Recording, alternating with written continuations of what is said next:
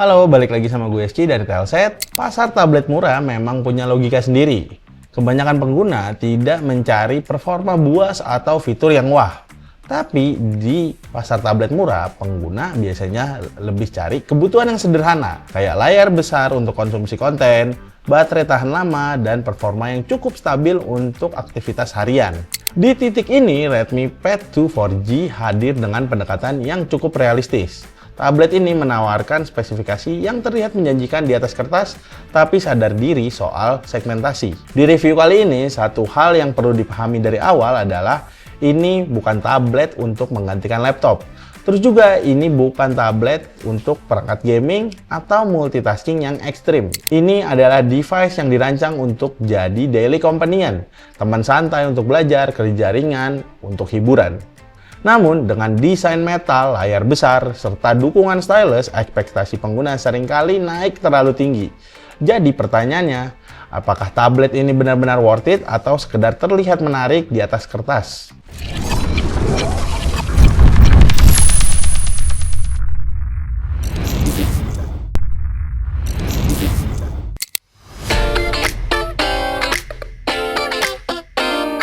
Secara visual, Redmi Pad 2 4G ini tampil di atas rata-rata tablet murah.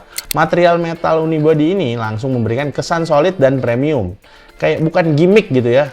Build quality-nya juga terasa kokoh, minim flex, dan cukup untuk meyakinkan penggunaan jangka panjang. Dengan layar 11 inci, dimensi tablet ini masih tergolong ergonomis.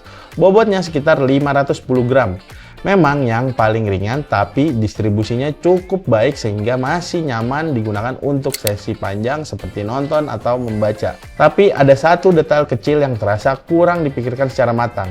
Dukungan stylusnya memang ada, tapi nggak ada slot atau magnet khusus untuk nyimpen si stylusnya. Dalam prakteknya, ini cukup mengganggu, terutama untuk pengguna yang ingin menjadikan tablet ini sebagai alat produktivitas ringan. Sektor layar juga jadi salah satu nilai jual utama. Dia pakai panel IPS LCD 11 inci, resolusinya 2,5K, sekitar 2000-an pixel horizontal. Refresh rate-nya 90 Hz. Dari spesifikasi tersebut, secara teknis, kombinasi ini sudah sangat layak di kelas harga terjangkau.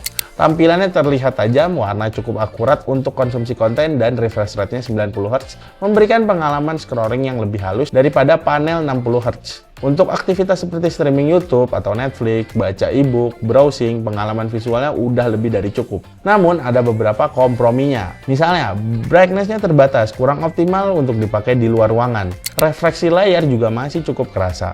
Terus juga ada potensi backlight tidak merata di kondisi tertentu. Artinya, ini layar yang nyaman dipakai di dalam ruangan, tapi bukan untuk mobilitas outdoor yang tinggi. Soal performa, tablet ini ditenagai oleh chipset MediaTek Helio G100. Secara positioning, chipset ini memang ditujukan untuk kelas entry to mid, dengan fokus pada efisiensi dan stabilitas, bukan pada performa tinggi. Spesifikasinya juga buat performa itu pakai RAM 4GB, storage-nya hingga 128GB atau 256GB tergantung variannya. Terus untuk pakai GPU-nya pakai GPU Mali. Ini yang mana ini kelas entry level buat main game. Dipakai buat browsing, tablet ini bisa lancar. Streaming aman. Buat dokumen dan belajar, rasanya nyaman. Namun, saat buka banyak aplikasi, multitasking berat, buka browser pakai tab yang banyak, RAM 4GB mulai terasa jadi bottleneck. Sementara itu, untuk gaming gimana? Gaming masih bisa, tapi dengan catatan.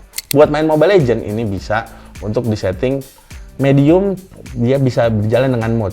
Kalau buat main PUBG gimana? Ya di settingan low to medium dia masih playable. Tapi jangan berharap stabil di setting yang tinggi. Frame drop itu bukan bug tapi itu realita.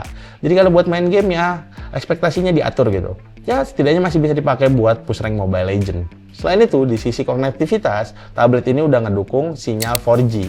Jadi kalian nggak perlu repot nyari-nyari WiFi gitu. Tinggal masukin aja SIM card jadi dia bisa terhubung ke internet. Soal kamera gimana? Ya, seperti kebanyakan tablet, sektor kamera di sini lebih ke formalitas aja. Kamera belakangnya resolusinya 8 megapiksel, kamera depan itu 5 megapiksel. Untuk fotografi gimana? Detailnya terbatas, terus juga buat dynamic range-nya masih terasa sempit, apalagi kalau buat low light. Ya, sekedar bisa buat dokumentasi aja gitu. Namun, untuk kebutuhan seperti Zoom Meeting, Google Meet, atau video call, kamera depannya masih cukup layak selama pencahayaannya memadai. Lain itu, di sektor baterai, tablet ini benar-benar unggul. Dia punya kapasitas baterai itu 9000 mAh, tapi chargingnya masih 18 watt. Selain itu, charger bawaannya itu 15 watt. Untuk pemakaian streaming, tablet ini bisa bertahan seharian. Untuk browsingnya belajar, bisa lebih dari 1 hari. Terus kalau dipakai standby biasa aja gitu, sesekali dibuka itu irit banget si tablet ini. Bisa dibilang analogi baterai di tablet ini sederhana. Itu tangkinya besar, tapi kerannya kecil. Selain itu, tablet ini juga udah ngejalanin Android 15 dengan HyperOS, yang mana UI-nya terasa relatif ringan, clean, mudah dipahami. Terus juga dia masih punya fitur split screen, floating window, terus juga punya shared clipboard, dan call sync sama ekosistem Xiaomi. Sementara itu, dukungan stylus yang gue sebut di awal juga jadi nilai tambah, terutama untuk kalian yang mau bikin catatan, sketsa ringan, atau produktivitas untuk para pelajar. Sayangnya dia nggak punya slot buat nyimpen si stylus pen-nya, yang mana kalian harus jaga stylus pen-nya biar nggak hilang. Kesimpulannya, Redmi Pad 2 4G ini memang bukan tablet yang sempurna dan memang tidak mencoba menjadi sempurna. Dia memang kuat di desain yang premium, layar tajam 90Hz, baterai besar, dan fiturnya cukup lengkap.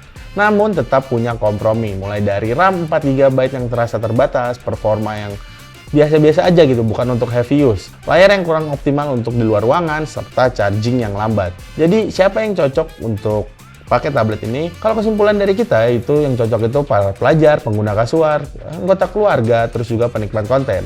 Tapi siapa yang harus skip tablet ini? Yaitu gamer serius, content creator, dan heavy multitasker. Pada akhirnya, tablet ini bukan soal seberapa kuat, tapi soal seberapa cukup. Dan untuk harganya, Redmi Pad 2 4G ini mulai dari 2 jutaan aja. 2 sampai 3, hampir 3 jutaan.